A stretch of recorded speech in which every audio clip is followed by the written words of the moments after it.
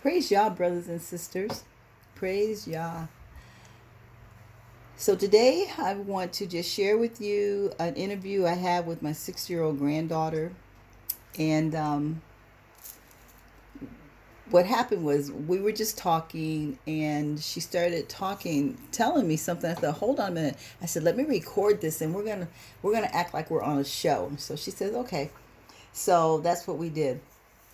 And so let's listen to that now and then we will discuss some of the contents. Instead of calling the devil, I call him Mini D because the devil sounds a little bit too bad. Because Mini D is like a better name for him because his real name starts with D, but he's like Willie B. So I call him Mini D. So he called him Mini because he's not that powerful, right? Next to Yahuwah. Yahuwah is more powerful. So you call him Mini D, like... No, like Mini D. Like Mini D. Mini D. I'm sorry. Yes, I apologize. Mini D. Okay. Mini. Oh, I like that even better. You shouldn't have said that because he's the devil. Mm-hmm. So you shouldn't always say that. Shouldn't say what? That you like that name because it stands for the devil. It still stands for the devil, but why I like it is because when people say the devil, they make it seem like he's so big and powerful. But when you just say meanie, he's just mean. He's not that. You know, he's not that powerful as Yahuwah and Yahushua. That's right. I don't know why people call him God. But his real name is Yahuwah Yahushua. Sometimes I tell the people in my classroom that. Mm-hmm. I heard your dad said when they were in a meeting for you that all the teachers were saying that you talk about him sometimes. Talk about who? Yahuwah. I think you told some of your teachers too that, right? Yeah. Yeah. Okay, well thank you so much for sharing that because that is really good that you were thinking that and you came up with that name for him. Because I know some people who don't say devil, they'll say Devil. They won't even say his name. They just said Devil. They'll say the Devil. But they shouldn't spell it out. Mm-hmm. Maybe not. Mm-hmm. Why do some people like him? Well, I tell you what, the people who like him are going to be sad because they're going to have to burn. They're going to burn in a fire forever and ever and ever, and there's no escape. And they're going to wish they had not. But what happened if you're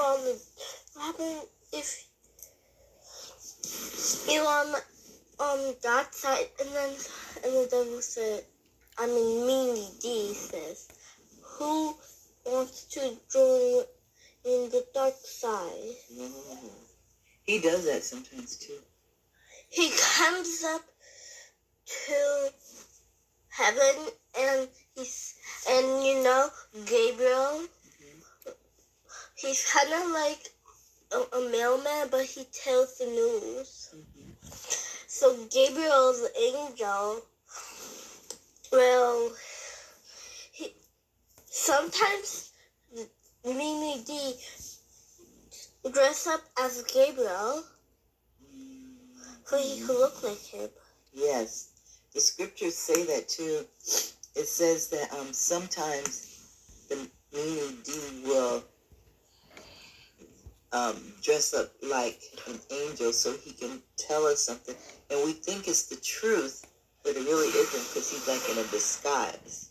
Do you know how you could know that it's Mimi D? If you see a little black on him, you'll know. Because once I saw that in like a show, remember the Superbook? Mm-hmm. I saw that cartoon and I saw a little black on him, and I know that was Mimi D because If you see a little black on him, you will know it's Mimi D. But sometimes you're not gonna see the black. You know how you're gonna really know it's him? How? Because he's gonna say something or something, and you're gonna say, "That's not what the word says. That's not Yahuwah angel. That's a mini D angel. Did I spell this? No, okay, I didn't. All right then. Well, thank you so much for talking with me. Let's go back to listening to our music. And all our listeners, have a good day. We'll talk to you later. Go with Yah. Bye. Praise you. Praise Yahuwah. Praise Yahuwah. Bye. Okay. So I like how she, in her thinking, she called Gabriel a mailman, how he brings the message or the news, and then how Meanie D sometimes tries to act like Gabriel and bring us messages. And her, in her 6-year-old mind, she's now 7. She said she saw, she can see the black in him, which, okay, so that's a child, and she was able to, in that Superbook episode. But with us, how many times don't we recognize him? And like I was sharing with her, we are to know him by the message that he's bringing. And if it's not lining up with the word, or if it's not lining up with Yah's character, we should immediately shut him down, close the door on him, and not listen to that message. The other thing that she mentioned was that he's mean and he's not as powerful as Yahuwah. And then she tells children, and she's told the adults at her school not to call Yahuwah the typical name that most people know, which is that title. And she tells them that that's not his name. His name is Yahuwah or Yahushua. Another thing too about that little girl is that one day we were doing a Zoom meeting, and she had a book that was more like a devotional for mothers, but she uses that and she looks at it. It belongs to her mom, and she says, I read it every day. And she reads her Bible every day, her scriptures every day, and she takes notes. And so this particular, she was telling me all of this, and she wrote their name, Yahuwah and Yahushua's, and she lifted up and showed it to me. So I did a screenshot of it. And so, it's just very touching, to hear a child talk like this. So, brothers and sisters, just to encourage us again to not be distracted or deceived, but we must know who our Father is, know his character. He called Abraham a friend, and we want to be his friend. And friends are faithful, and they're reliable, they're trustworthy, and they're companions. And he's all of that to us, and we hopefully are practicing working to get to a place where we are the same to him, that he can rely on us. If the enemy, which he does, he's the accuser of the brethren, comes to him and accuses us of something, like he did Job, like he did Abraham, and that the Father can say, I know my servant, and put your name in that. And so when the test comes, y'all already knows that we're going to pass the test because he knows us. And so the scriptures tell us he knows those who are his. So just want you to be encouraged. I apologize for all the sniffling I was doing, and you could tell by my voice it was kind of deep and husky.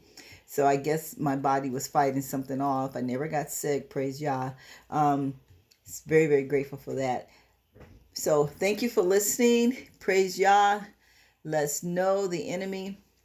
Let's look for the darkness It's all around. Matthew Yahoo tells us in chapter 6 that we gotta be careful. We gotta do, check our eyes out. If our eye is full of darkness, how great is that darkness? But we want our eye full of light, and we want to be among the 5 wise maidens. We don't want to be 5 foolish. Now they all were sleeping, and when the cry came that the bridegroom was coming, and they awoke, only 5 were ready, and we want to be among those 5. So Baruch are all those who revere Yahuwah and walk in his ways, and we must revere him. The other day I did something and I had to apologize to him because I did not revere him, meaning I did not sit down and have counsel with him. But I don't want to tell you the story right now because I want to wait so I can give him all honor and esteem towards the end of this situation. But there's a situation going on right now, and it's going to cost me some money. And but I have come to know that he is my provider, and he always comes through for me somehow, somewhere. And I believe it's going to happen without me having to pull out a credit card or charge it. And so I'll talk to you about that later. But so I had to make a decision as to who is going to do part of the work around this house. And I believe that he sent this man. And even though I did, I still feel that afterwards, I still feel like I should have, just out of, respect or reverence, gone back to him and said, Father, is this what you would have me to do? Should I accept this this quote that he's given me? I should have done something, because even though I believe he's the man to do the job, I still did not confirm with it. And so with me knowing that, because he told me, oh my goodness, I don't know, maybe 10 years ago, that my maker is my husband, and that's based on Yeshayahu 54. And so ever since then, I live by that, and he has proven to be my provider. My maker is my husband. Women have husbands who provide for them and supplement their little income they may bring in the house. But my maker is my husband. So what I should have done after meeting with the man, I should have said, let me get back with you, knowing that I was going to go counsel with Father. And I didn't. So I was very disappointed in myself that even though I knew, did I really have the right to just make that decision without going back and getting it clarified and confirmation? Because he could have told me something else. So but I'm still excited about what he's going to do. And I look forward to sharing the whole ordeal with y'all soon. So with that, remember, we always win with him. When we're with Yahuwah, we always win with him if we're doing what we're supposed to do. And so let's just remember to revere him in all our ways. And in fact, we need to walk in his ways. Until next time, we win, we win, we win. Salama, shalom, shalom, shalom, and simiente. Talk to you soon. I love you in Yahuwah. Stay faithful, stay encouraged, and endure till the end. Until next time, we win in Yah.